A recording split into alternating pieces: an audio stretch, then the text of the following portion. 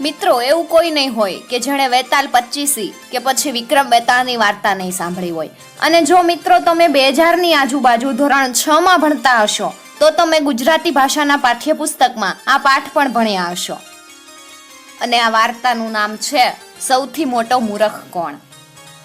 ખભા ઉપરથી મળદું છટકીને ભાગ્યું કે તરત રાજા પાછો ફર્યો.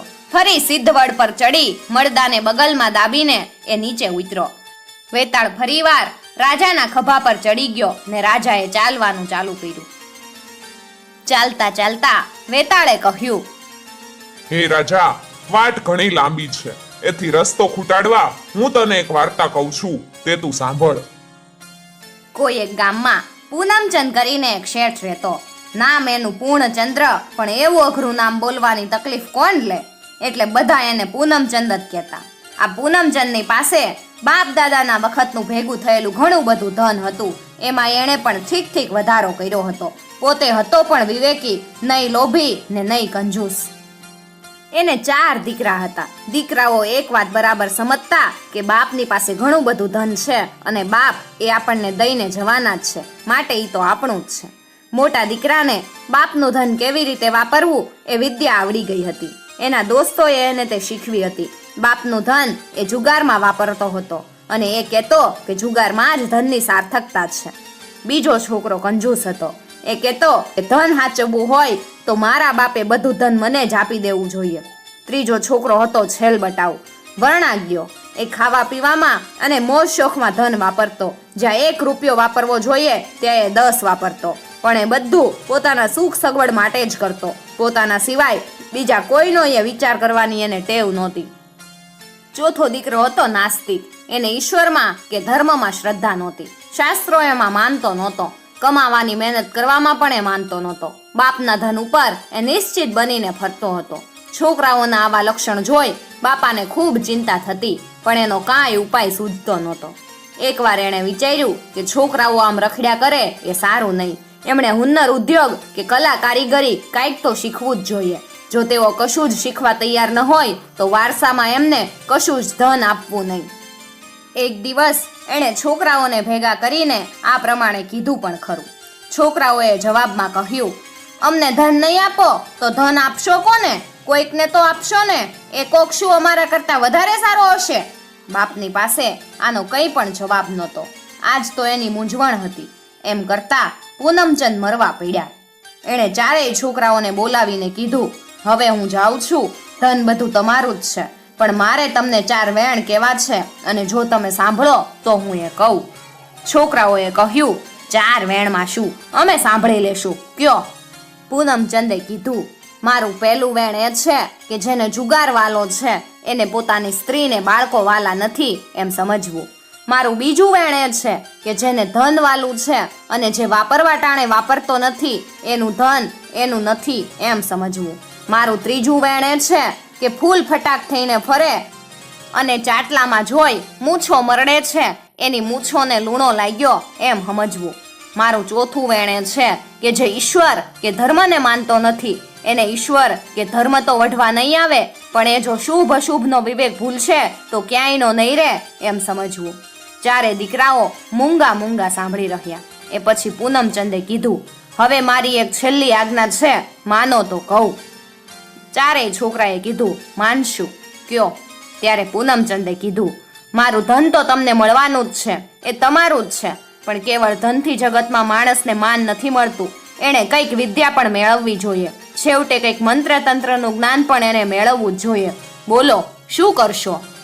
છોકરાઓને મંત્ર તંત્રની વાત ગમી ગઈ. એમણે કીધું, અમે મંત્ર તંત્રનું જ્ઞાન મેળવશું. તે માટે જવું પડશે તો કાશી જશું. જુગારીના મનમાં એમ કે મંત્ર તંત્ર શીખીને હું સારો એવો જુગારુ બનીશ, પછી મને કોઈ હરાવી નહીં શકે. કંજૂસના મનમાં એમ કે મંત્ર તંત્ર શીખીને હું ઘરને ધનથી ભરી દઈશ. વર્ણાગિયાના મનમાં એમ કે મંત્ર તંત્ર શીખી હું બધા ઉપર અમલ ચલાવીશ અને વૈભવમાં આળોટીશ. રહ્યો એક નાસ્તિક, જે ઈશ્વરમાં કે ધર્મમાં માનતો નહોતો. એને મંત્ર શું અને તંત્ર શું એટલે સમજ્યા કર્યા વિના બધાયની હાથે એણે માથું હલાવ્યું. બાપના મરણ પછી 4 છોકરાએ તંત્ર મંત્ર શીખવા કાશી જવા પ્રયાણ કર્યું. ત્યાં એમને મંત્ર તંત્ર શીખવે એવા ગુરુ પણ મળી ગયા. ગુરુ 4 જણાને જુદી જુદી વિદ્યા શીખવતા હતા. મોટા 3 ચોટલી ખીટીએ બાંધીને ભણતા હતા, કારણ કે મંત્ર તંત્ર શીખીને એમને એનો મનગમતો ઉપયોગ કરવો હતો. પણ સૌથી નાનાને ભણવામાં રસ નહોતો.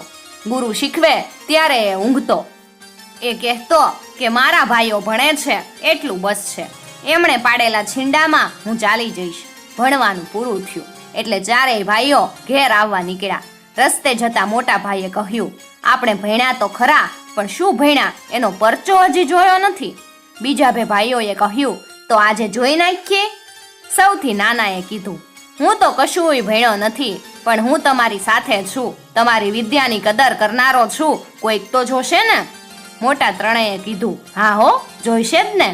એટલામાં સૌથી મોટા ભાઈની નજર રસ્તાથી થોડે દૂર એક હાડકાનો ઢગલો પડ્યો હતો એના ઉપર પડી. તેણે કીધું, કહે તો હું આ મંત્ર બળે આ હાડકામાંથી હાડપિંજર ઊભું કરી દઉં. બીજા ભાઈએ કહ્યું, સારું, કરી દે. તરત મોટા ભાઈએ ખભેથી ચાદર કાઢી ને હાડકાના ઢગલા ઉપર નાખી મંત્ર પાઠ કરવા માંડ્યો. બીજા 3 ધ્યાનપૂર્વક જોઈ રહ્યા. કેવી નવાઈની વાત! ધીરે ધીરે ચાદર હળવળવા લાગી અને થોડી વાર પછી મોટા ભાઈએ ચાદર દૂર કરી તો તેની નીચે એક આખું હાડપિંજર દેખાયું. આ ક્યાં પ્રાણીનું હાડપિંજર છે? સૌથી નાના ભાઈએ પૂછ્યું. મોટા ભાઈએ કહ્યું, એ જાણીને શું કામ છે, આપણે તો મંત્રનો ચમત્કાર જોવાનો છે. હવે બીજા ભાઈનો વારો આવ્યો. બીજો ભાઈ બોલ્યો, તમે કયો તો હું મારા મંત્ર બળે આ હાડપિંજરમાં લોહી માંસ ભરી દઉં અને એને ચામડીથી મઢી દઉં. બીજા ભાઈઓએ કહ્યું, મઢી દે. બીજા ભાઈએ આગળ આવી અને ખભેથી ચાદર ઉતારી હાડપિંજરને ઓઢાડી દીધી. પછી એણે મંત્ર ભણવા માંડ્યો.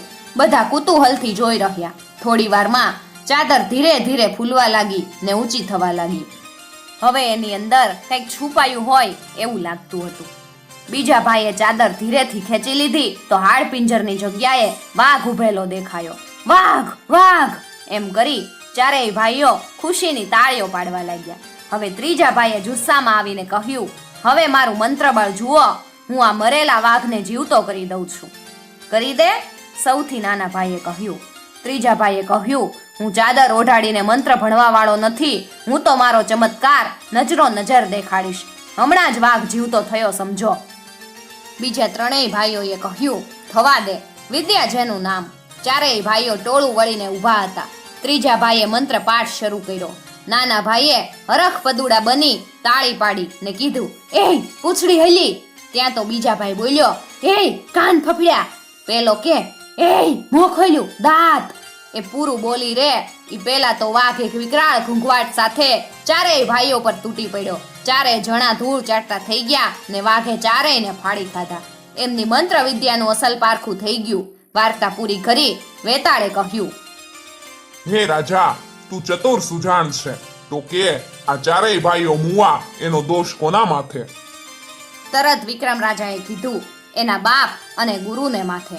લાયકાત જોયા વિના એકે એમને મંત્રવત વિદ્યા શીખવવા કહ્યું અને બીજાએ શીખવાડી. વેતાળે કહ્યું, પણ સૌથી નાનો કાંઈ મંત્ર તંત્ર શીખ્યો જ નથી, એ કેમ મર્યો? વિક્રમે કહ્યું, એ મર્યો શુભ અશુભના વિવેકના અભાવે. અને આ 4 ભાઈઓમાં સૌથી મોટો મૂર્ખ કોણ? રાજાએ કહ્યું, જેણે વાઘને જીવતો કર્યો એ. પેલા 2 ભાઈઓ તો જાણતા નહોતા કે કોના હાડકા છે ને કોનું હાડપિંજર છે, પણ એણે તો વાઘને નજરે જોયો છતાં એને જીવતો કર્યો. આટલું કહ્યું ત્યાં તો મળદું છટકીને નાઠું અને સિદ્ધ